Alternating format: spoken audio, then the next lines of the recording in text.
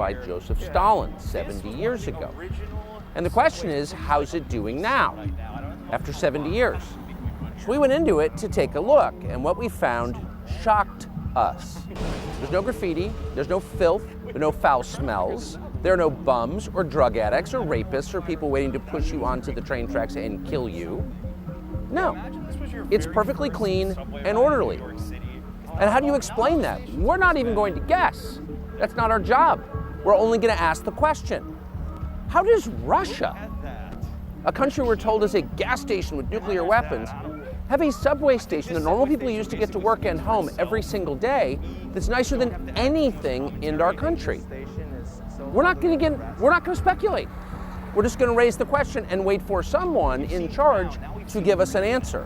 What is the answer?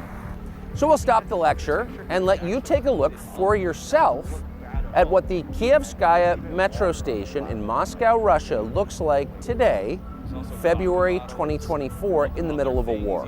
Here it is.